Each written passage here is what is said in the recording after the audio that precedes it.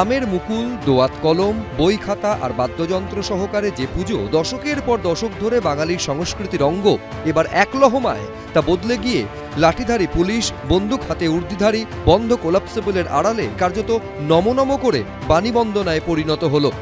এমন দেখিনি কোনো জায়গায় যে সরস্বতী পুজো হতে গেলে পুলিশ গার্ড দিয়ে। এটা খুব খারাপ লেগেছে যে পুলিশ প্রশাসন দিয়ে পুজোটা হচ্ছে, এতে মা বাগদেবীও খুব সন্তুষ্ট হচ্ছে না।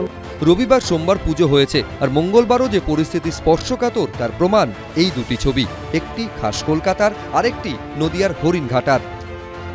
যোগেশচন্দ্র চৌধুরী কলেজে সরস্বতী পুজো মিটলেও এখনো পর্যন্ত মোতায়েন রয়েছে কলেজের চত্বর এলাকা এবং কলেজের গেটের সামনে পুলিশ কর্মীরা।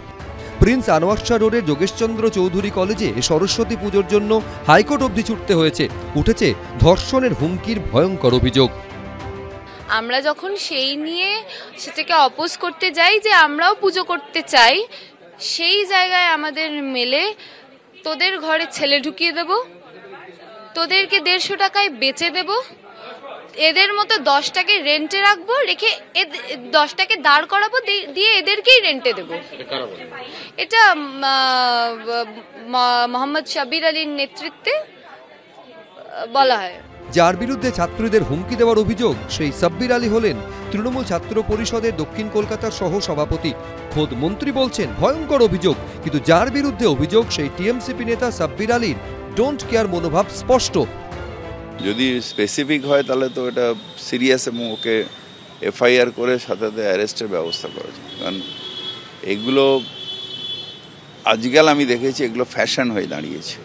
এই যে থ্রেট করা, বলা, এই ধরনের মনোবৃত্তি আসবে কেন? কিছু বলতে চাই না। পুজো হচ্ছে সেটা সবাই দেখছে বাংলার মানুষ। এরকম অভিযোগ করা হচ্ছে, এটা কাঙ্ক্ষিত ছিল। পুলিশ প্রহরা, পুজো এরকম তো কখনো দেখিনি সরস্বতী পুজোতে। মানে এইটা হলো পুজো হচ্ছে। বলো সরস্বতী মাইকে, বলো সরস্বতী মাইকে। রবিবার পুজো হয় এখানে, সোমবার বিসর্জন হয়, কিন্তু মঙ্গলবারও পুলিশ সরানোর ঝুঁকি নেয়নি প্রশাসন। একই ছবি নদিয়ার হরিণঘাটার দাসপোলডাঙ্গা প্রাথমিক বিদ্যালয়েও পুজো না করতে প্রথমে প্রধান শিক্ষককে হুমকি দেওয়ার অভিযোগ উঠেছিল। আপনার 24 ঘন্টাও লাগবে না, 24 ঘন্টাও লাগবে না।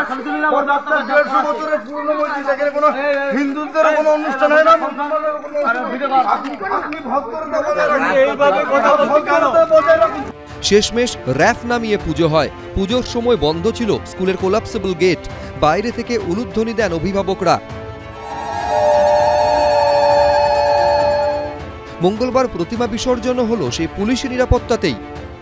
আমাদের পশ্চিম বাংলায় আমাদেরকে আর কি দেখতে হবে এর পরেও জানি না আমরা।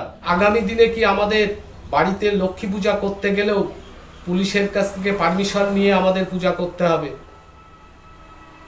সরস্বতী পূজা করতে গেলে পারমিশন নিয়ে করতে হবে? দাসপোলডাঙ্গা প্রাথমিক বিদ্যালয়ে যেহেতু একটি চর্চিত বিষয় ছিল, সেই কারণে মানুষের উৎসাহ ছিল, এবং সেই উৎসাহ যাতে বিশৃঙ্খলায় পরিণত না হয় সেই কারণে প্রশাসনের নজরদারিতে এবং সহযোগিতায় প্রতিমা নিরঞ্জন সম্পন্ন হয়েছে এবং শান্তিপূর্ণভাবে সেটা কমপ্লিট হয়ে গেছে। পুলিশি পাহারায় সরস্বতী পুজো কোনোদিন ভাবতে পেরেছিল বাঙালি? পার্থপ্রতিম ঘোষ, সুজিত মণ্ডল, বিজেন্দ্র সিংহ, এবিপি আনন্দ।